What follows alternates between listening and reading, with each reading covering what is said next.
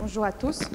Donc, on reprend cette session toujours dans la PID. Donc, après un bon bilan immunologique de la PID, on passe au traitement.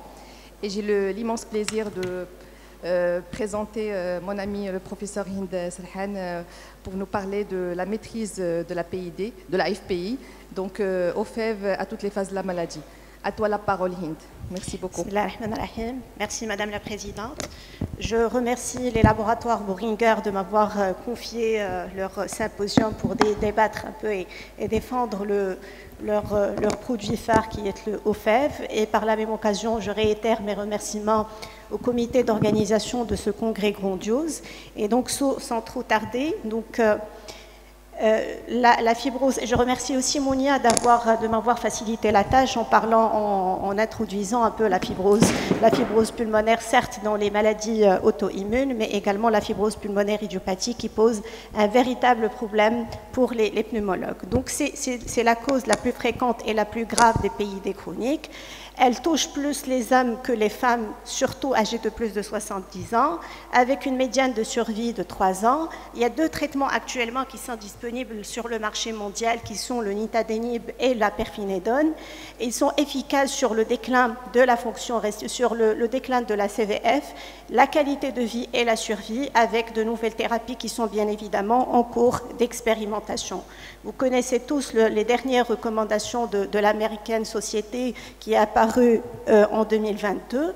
Les facteurs de risque de cette pathologie sont multiples, des facteurs de risque génétiques. L'âge, ça survient beaucoup plus dans la 7e décade. Le genre masculin, dans 70% des cas, c'est des hommes. Est-ce l'exposition au tabac? Est-ce les facteurs hormonaux? Le microbiome pulmonaire avec des exacerbations et est-ce qu'il est responsable aussi de l'apparition de la maladie? Le RGO qui est associé dans 80% des cas de la FPI, est-ce une cause ou une conséquence? Le SAO, c'est également qu'il est pas mal présent avec la fibrose pulmonaire idiopathique. Le diabète de type 2, plus de la moitié des patients fibrotiques, ils ont un diabète de type 2. Est-ce le stress oxydatif qui induit l'hyperglycémie? Les virus, et là, les virus de type herpès qui sont très fréquents en association avec la FPI, le tabac également qui est présent dans à peu près 80% des cas, et les facteurs environnementaux bien évidemment, la poussière, le sable, l'exposition au bétail, l'agriculture, etc. Donc la physiopathologie, elle est actuellement connue, donc le fait qu'il y ait une exposition environnementale au tabagisme et puis après des facteurs génétiques vont entraîner une reprogrammation épigénétique qui va entraîner des dommages au niveau des cellules épithéliales. Donc le dommage au niveau des cellules épithéliales va entraîner une différenciation avec libération de plusieurs médiateurs de l'inflammation qui vont contribuer à l'agglomération et à la différenciation des fibroblastes en myofibroblastes. Ces fibroblastes, ils vont contribuer à la formation d'une matrice extracellulaire qui serait à l'origine de la fibrose et du remodelage au niveau du tissu pulmonaire. Donc les traitements actuellement disponibles, comme vous savez, donc depuis l'arrivée des premiers médicaments, notamment la corticothérapie en association avec l'azatioprine, l'interféron gamma, le N-acétylcystéine, jusqu'aux premières études qui ont introduit la pirfénidone et le nitadenib en 2011. Donc c'est quoi le nitadenib finalement? C'est un inhibiteur de la tyrosine kinase qui est présente au niveau de la membrane cellulaire de plusieurs cellules, les fibroblastes, les cellules endothéliales vasculaires et les plaquettes. Donc qu'est-ce qu'il va faire le nitadenib? Il va se relier aux récepteurs de la tyrosine kinase qui sont impliqués dans les voies pathogènes actives de la fibrose pulmonaire idiopathique, et donc ils vont bloquer les voies de signalisation en aval des cellules qui contribuent à la fibrose pulmonaire. Et comme ces récepteurs sont présents également au niveau de la membrane plaquettaire et de la membrane endothéliale vasculaire, il a également un effet anti-inflammatoire et anti-angiogénique. Donc finalement, 2 molécules qui sont actuellement disponibles Au niveau du marché mondial, la pyrphénidone, commercialisée sous le nom de Espriette, qui n'existe pas au Maroc, et le nitadenib, qui a eu la MM en France depuis 16 janvier 2015 et qui est le seul actuellement qui a la MM au Maroc. Donc les deux, c'est des antifibrosants, ils vont contribuer à l'arrêt justement des phénomènes de fibrose et par conséquent, ils vont améliorer la fonction respiratoire, notamment le déclin de la CVF, mais notamment le déclin de la CVF, mais également ils ont un effet sur la survie et l'amélioration de la qualité de vie. Donc plusieurs essais cliniques, ils ont montré l'efficacité justement sur la réduction de la CVF, aussi bien pour la pyrphénidone que pour le nitadenib. Donc là, l'essai clinique Capacity et Ascend qui a montré une réduction importante de la capacité vitale, du déclin de la capacité vitale forcée chez les patients qui sont sous traitement pendant 72 et 52 semaines respectivement pour les deux études, avec un nombre d'effets secondaires pour la pyrphénidone qui est beaucoup plus important. Également pour le nitadenib, donc il y a l'essai Impulsis qui a montré une réduction très significative du déclin de la capacité fonctionnelle de la capacité vitale forcée avec la réduction justement de l'arrivée de la première exacerbation avec un nombre d'effets secondaires qui est beaucoup moins important que celui de la pyrphénidone. Et puis après, l'association des deux n'a pas montré une potentialisation d'effets secondaires pour les deux en association des deux médicaments. Donc là, je vais faire une revue justement qui va montrer les différentes études qui ont montré l'efficacité aussi bien de la pyrphénidone que du nitadenib sur la réduction du déclin de la capacité vitale forcée. Donc ces deux essais cliniques Ascend et Impulsis qui ont été publiés en 2014. Et puis après, l'amélioration également de la survie qui a été démontrée aussi bien pour la pyrphénidone que pour le nitadenib. Également pour la mortalité, il y a eu une amélioration de la survie avec une réduction de la mortalité et du nombre d'hospitalisations, notamment avec le nitadenib. Et puis après, cette étude française sur la survie en vie réelle qui a montré que des facteurs associés avec le décès des patients ont été associés justement chez les patients qui ont été mis sous antifibrosants. Et ces facteurs, c'était le cancer associé, le score MMRC important donc à la dyspnée, les exacerbations, une DLCO basse, l'absence de traitement antifibrosant et la prise de corticoïdes. Là, c'est une étude qui a montré justement la sécurité avec l'amélioration de la survie en faisant le tour de pratiquement 6 essais cliniques, Tomorrow, Impulsis et un dernier essai clinique justement qui a montré la sécurité, l'amélioration justement de la survie avec le nitadenib et puis après le nombre d'effets secondaires qui n'est pas très important. Il s'agit bel et bien d'effets secondaires digestifs à type de diarrhée, de vomissement qui peuvent s'améliorer justement sous traitement symptomatique. Il y a aussi les effets secondaires hépatiques aussi qui sont présents avec le traitement. Et donc, à la lumière de cette étude, on a démontré que le profil des effets indésirables du nitadenib était acceptable pour la majorité des patients et que les analyses extrapolées de survie suggèrent une efficacité du nitadenib même sur l'espérance de vie. Donc la même chose avec cette étude. Donc à la lumière de tous ces résultats justement des différents essais cliniques qu'ont débuté le traitement. Donc je rappelle que le nitadenib, il ralentit le déclin de la capacité vitale forcée, il réduit le nombre des hospitalisations, il réduit le nombre des exacerbations et leur survenue, il améliore significativement la survie, donc il faut le démarrer bien évidemment le plus tôt possible. Donc l'étude InBuild qui a montré également une réduction très importante du déclin annuel de la capacité vitale forcée avec le nitadenib sur 52 semaines. Et donc, elle a conclu que chez les patients atteints d'une fibrose, d'une pneumopathie fibrosante autre que la fibrose pulmonaire idiopathique, ayant montré une progression de la PID au cours des deux années précédentes, des événements indiquant une nouvelle progression sont survenues fréquemment sur une période de 16 mois. Le nitadenib, donc, il a réduit le risque de tels événements par rapport au placebo, ce qui montre que le nitadenib, il est efficace aussi bien dans la fibrose pulmonaire idiopathique que dans les autres fibroses progressives. Donc, sur le plan pratique, faut-il choisir la pyrphénidone et le nitadenib? De toutes les façons, on n'a pas le choix. Nous n'avons que le nitadenib actuellement qui est disponible sur le marché, avec des résultats très prometteurs en termes de réduction du déclin de la capacité vitale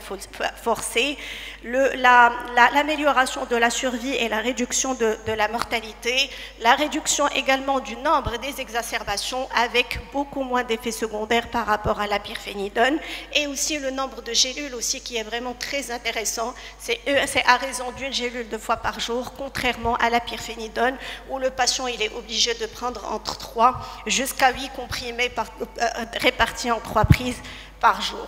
Les interactions et les contre-indications, donc les deux, ils ont des interactions avec beaucoup moins d'interactions pour le nitadenib que pour la pyrphénidone, et les contre-indications essentiellement, c'est les insuffisances hépatiques et les cardiopathies ischémiques essentiellement pour le nitadenib.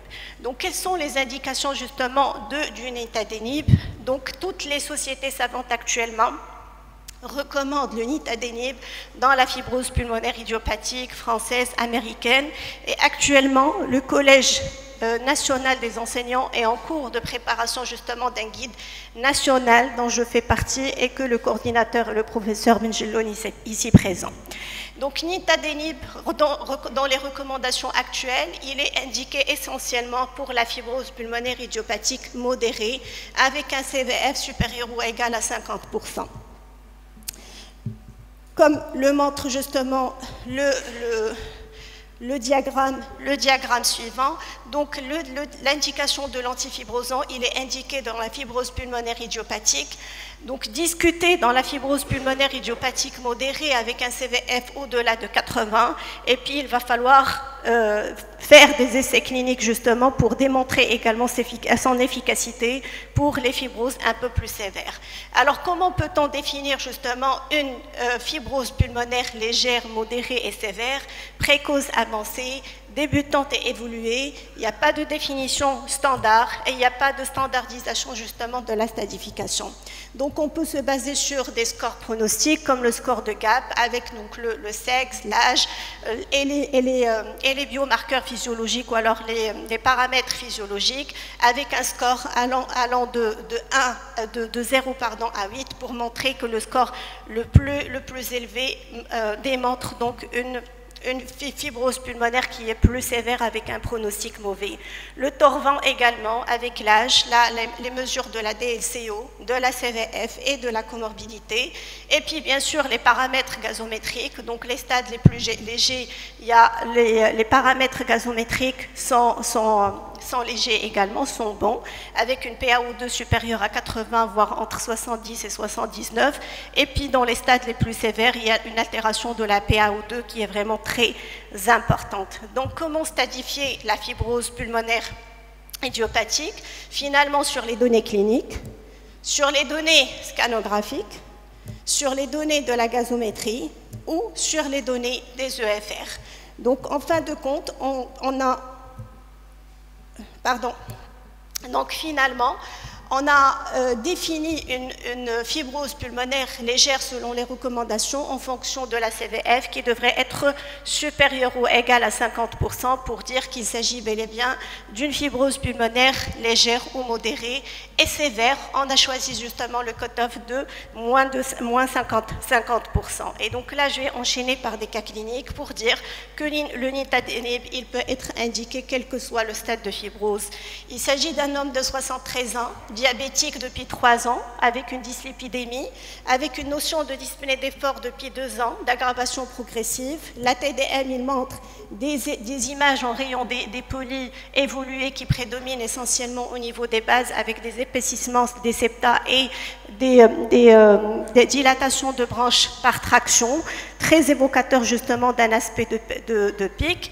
Donc les paramètres spirométriques, ils avaient montré une CVF à 65,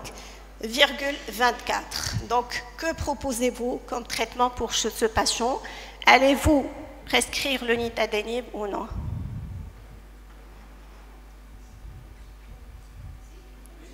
Oui, CVF supérieur.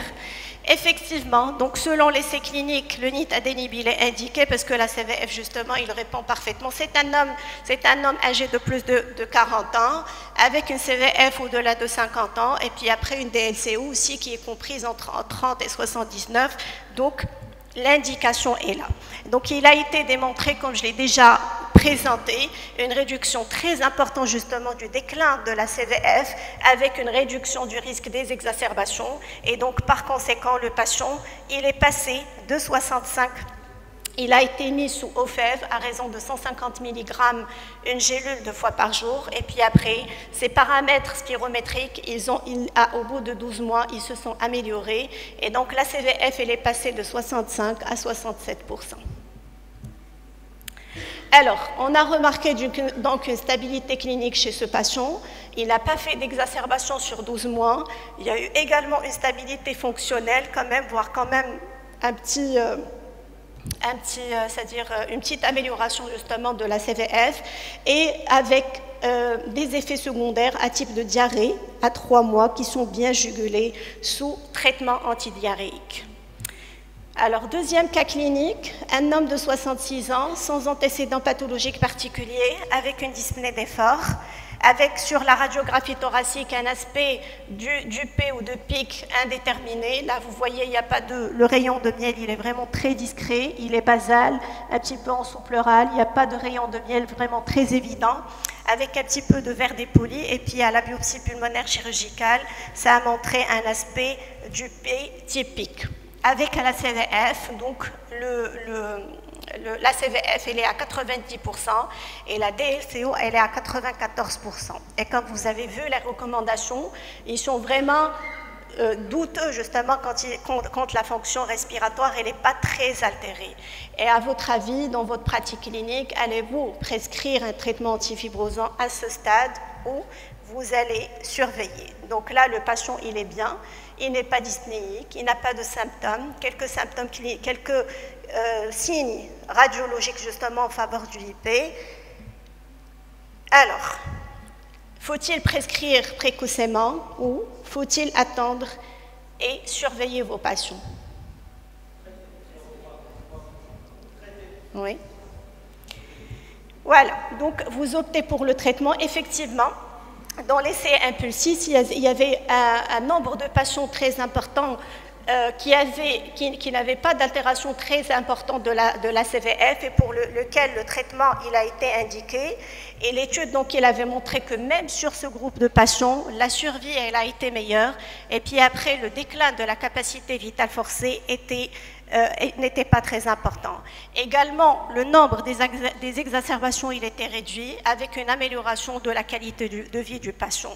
Donc pourquoi faut-il justement traiter? Parce que l'évolution elle n'est pas prévisible et le nombre d'exacerbations aussi, on ne peut pas le déterminer. Donc à la survenue d'une exacerbation, le patient il peut présenter une altération très importante de la fonction respiratoire, d'où l'intérêt justement de traiter même dans les stades précoces. Donc le patient il a été traité, donc, et là l'efficacité a été prouvée avec une évolution qui est imprévisible. Il a été mis également sous OFEV à raison de 150 mg 2 fois par jour. Et puis après, l'évolution après 1 an, il y a eu une stabilisation clinique avec une stabilisation de la fonction respiratoire. Et nous savons tous que si on arrive juste à stabiliser nos patients et que l'évolution ne soit pas vraiment fatale, c'est déjà très bien pour nos patients fibrotiques. Alors, dernier cas clinique, c'est un homme âgé de plus de 80 ans, qui a une dyspnée au moindre effort, avec une saturation à 90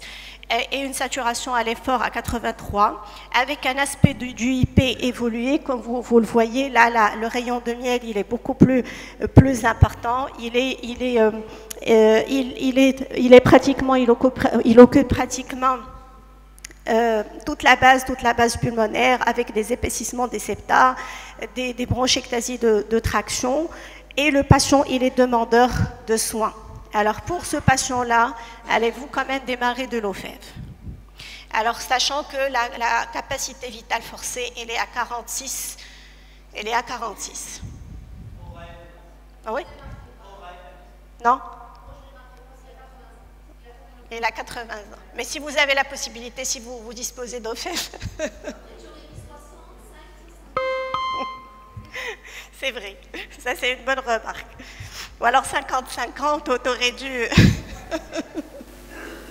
Non mais... Alors, allez-vous traiter?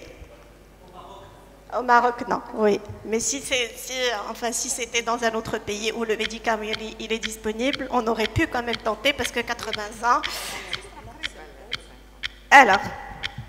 Alors même pour ce patient, le traitement a été démarré parce que l'étude Impulsis On, elle a démontré également qu'il y a un effet bénéfique justement du traitement même sur les stades évolués avec une CVF effondrée.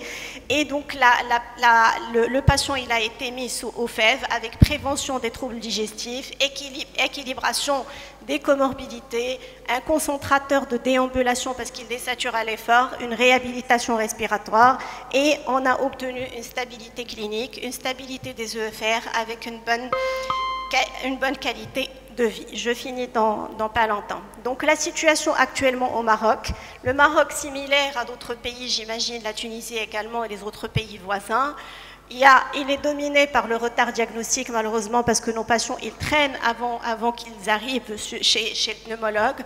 Le retard de prescription, justement, parce que nous avons une contrainte de prescrire, parce que c'est un médicament quand même qui est onéreux et qui n'est pas accessible. La difficulté de prise en charge également par les assurances, nous peinons pour avoir des dérogations pour obtenir justement le médicament. Et donc, je conclus en disant que le nintedanib, il a une efficacité prouvée sur la survie par tous les essais cliniques que je vous ai montrés. Les antifibrosants sont efficaces quel que soit le stade. Indiqué dans la fibrose pulmonaire idiopathique, même débutante, c'est-à-dire une CVF au-delà de 50 et une DLCO au-delà de 30. Prescrire précocement améliore significativement le pronostic. Et il faut bien sûr raccourcir les délais, notamment de la consultation et du diagnostic. Et je vous remercie. Merci beaucoup, professeur Serhan, pour cette présentation vraiment excellente. On laisse la parole à... D'accord. Merci pour cette excellente présentation. Moi, je voudrais vous poser deux questions. D'abord, est-ce qu'il y a un problème de dose en fonction du poids? Parce qu'on sait qu'il y a la présentation 100 mg et 150 mg et que certains malades qui ont moins de 55 kg ne tolèrent pas la dose 150. La deuxième question, c'est dans la sclérodermie, c'est associée à la fibrose. Il y a une indication au nintedanib. Malheureusement, au Maroc, il faut prouver que les autres médicaments ont échoué avant de l'autoriser et de l'accepter, alors que dans d'autres pays, d'emblée, on peut associer plusieurs l'antifibrosant avec les autres médicaments classiques.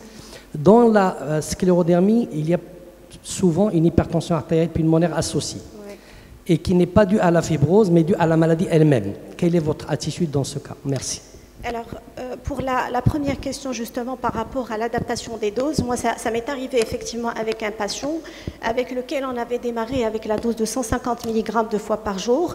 Et il y a eu beaucoup d'effets secondaires que le patient n'avait pas supporté. Et quand on avait descendu justement à la dose de 100 mg, il a supporté le médicament. Il s'est amélioré justement dans le temps. Alors, pour la sclérodermie, je n'ai pas beaucoup d'expérience, effectivement. Mais le seul malade que je suis concomitamment avec les internistes, on a mis le traitement sous antifibrosant, sous les traitements habituels justement de la sclérodermie, et on a associé quand même des médicaments pour l'hypertension pulmonaire.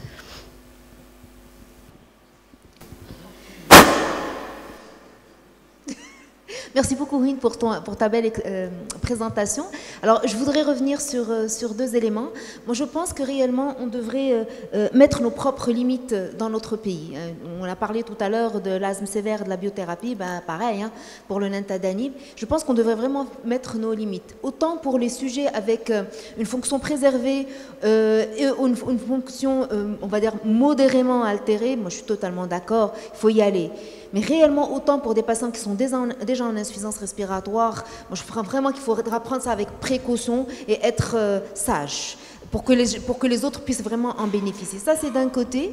D'un autre côté, clairement, il paraît que, c'est des études, que le fait que la PID soit débutante, eh ben, il n'y a pas encore toute cette vasculopathie autour des lésions de fibrose et le traitement fonctionnerait mieux et améliorerait carrément la fonction. Donc, c'est vraiment, moi, là. Et je pense, et on a travaillé dessus la semaine dernière avec toute l'équipe, je ne sais pas où ce qui est passé, mais en tout cas, il est temps de faire nos propres recommandations sur la fibrose. Exactement. Et le traitement. Je voudrais rebondir sur la question d'Oussad Al-Araqi, si vous le permettez, concernant la PID, sclérodermie, hypertension artérielle pulmonaire. En général, Oussad, vous le savez, c'est deux formes qui sont différentes. En général, une sclérodermie qui entraîne une PID, même l'auto-immunité est différente, anticentromère, antisclère 70, et donc en général, on n'a pas les deux sur une atteinte spécifique. Maintenant, la difficulté ici, c'est de prouver que l'hypertension artérielle pulmonaire n'est pas due à l'atteinte respiratoire chronique et qu'elle serait spécifique à la sclérodermie. Et il y a un truc très intéressant, c'est la CVF sur DLCO, parce que quand on a une hypertension artérielle pulmonaire, la diminution n'est pas homogène, elle est un peu dispro. Donc il faut confirmer l'hypertension artérielle pulmonaire précapillaire et puis voir si la CVF et la DLCO baissent dans le même sens. Si elles baissent avec la même proportion, ça veut dire que c'est l'atteinte pulmonaire. Si par contre il y a une baisse disproportionnée de la DLCO, je pense que là il serait intéressant de donner les traitements antihypertenseurs. Alors, je rebondis justement sur ta première remarque qui concerne les patients qui sont à un stade évolué. Moi, je dirais qu'il faut traiter cas par cas parce qu'il y a des patients qui sont dans un stade évolué et qui se permettent de se procurer le médicament et qui sont demandeurs. Donc, on a eu l'expérience d'un patient qui a carrément acheté le médicament en attendant, il n'a pas eu entre-temps le remboursement et il a acheté le médicament. Donc, nous sommes vraiment, on parle à des stades vraiment très précoces parce que nous n'avons pas la possibilité de se procurer du médicament de manière rapide et facile. Mais moi, je discuterai parce qu'il y a des patients qui sont âgés de 80 ans, qui sont en bon état général, qui peuvent se permettre de se procurer du médicament, mais même avec une fonction respiratoire qui est limite ou avec, c'est-à-dire un périmètre de marche qui est réduit, ou alors ils sont dépendants de l'oxygène, et qui peuvent se permettre et qui ont la possibilité, donc pourquoi pas ne pas leur donner une chance. Ne serait-ce que, je ne sais pas moi, mais si nous avons la possibilité d'avoir le médicament et de tenter avec une fonction respiratoire altérée chez un patient âgé qui peut se permettre de se procurer le médicament, moi personnellement, je lui donnerai toutes les chances pour qu'il puisse bénéficier du médicament.